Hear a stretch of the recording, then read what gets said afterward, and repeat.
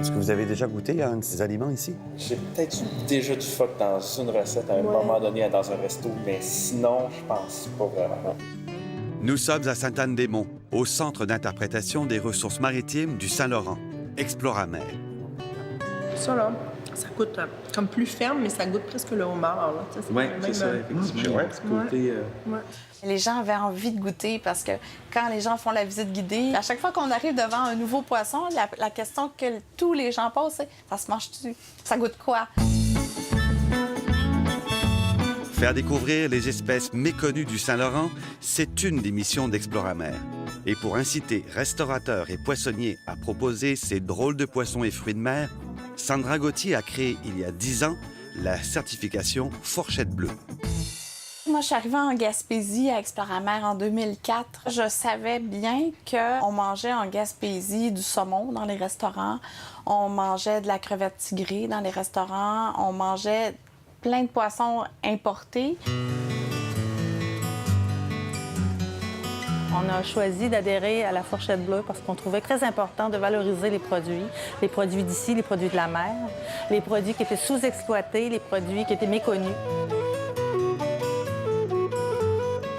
Alors ça, c'est langue de morue, Langue de morue, oui. Des langues de morue au beurre d'oursin. Langue de morue qu'on a fait saisir à la poêle avec le beurre d'oursin mélangé à la crème. À la Maison du pêcheur, on était Fourchette Bleue bien avant Fourchette Bleue.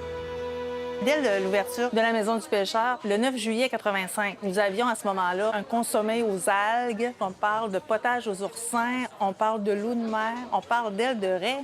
Ici, on a le filet de loquette aux échalotes. La loquette est un poisson valorisé par Fourchette Bleue, mais elle demeure introuvable pour le consommateur. Donc, c'est des espèces, surtout pour la loquette, qu'on retrouve dans les casiers à homards. Sauf que les pêcheurs d'homards n'ont pas le droit de ramener la loquette à l'usine. Celui-ci, c'est quoi? Les mitriptères, Ça goûte quoi, ça? c'est une chair qui se tient, donc qui est ferme. Ça a un goût qui pourrait s'apparenter un peu à la morue ou à la baudroie. Ce qu'on a fait, c'est qu'on a fait des moules façon marinière, puis on a ajouté des algues pour avoir le plus côté fourchette bleue avec les produits qu'ils nous proposent. Fait qu'on va goûter une moule aux algues avec une bonne frite. Au bistrot-bar Le Brise-Bise, à Gaspé, le patron Simon Poirier adhère volontiers au programme Fourchette Bleue. C'est sûr qu'en ayant Fourchette Bleue, le monde qui voit ça, que c'est des espèces qui sont un peu plus rares, qu'on retrouve moins dans nos assiettes, il y a du monde qui vont être allumés de goûter à ça. Un programme pas si simple à mettre en pratique.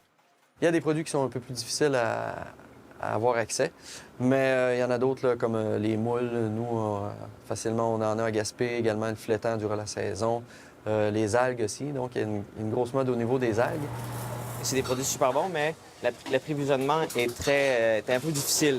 Ah oui? L'offre est moins grande, la demande est moins grande, alors il n'y en a pas beaucoup sur le marché. Mais ce serait intéressant de pouvoir avoir une offre pour avoir ces produits-là parce qu'on pourrait les présenter aux touristes, aux gens locaux aussi. Mettre en valeur une espèce méconnue, c'est tout un défi. Ça implique beaucoup de monde, de la pêche à l'assiette. Il faut que le pêcheur amène la baudroie, il faut que l'usine achète la baudroie, il faut que l'usine la vende à une poissonnerie, donc il faut qu'il y ait une poissonnerie qui l'achète. Puis la poissonnerie, elle va pas l'acheter s'il n'y a pas un consommateur qui va l'acheter au bout.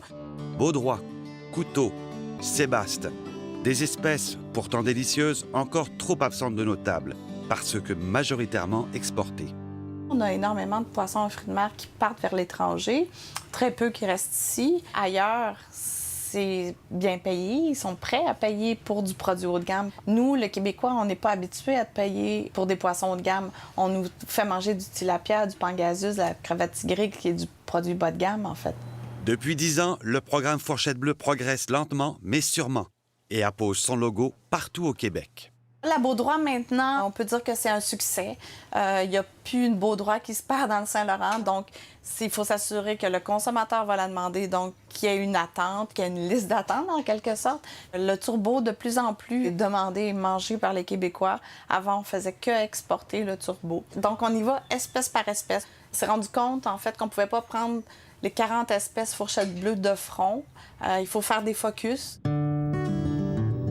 Je pense qu'il y a une demande. Puis les gens sont de plus en plus informés. Les gens veulent faire des découvertes lorsqu'ils s'alimentent. On est prêt aujourd'hui à acheter une bouteille d'huile d'olive à 40 $ parce que c'est la meilleure.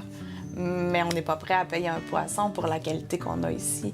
Donc, des fois, il faut remettre les choses en perspective puis se dire qu'on a un produit de qualité, puis il faut le voir comme ça. C'est un produit festif, c'est un produit le plus naturel et qui provient d'ici.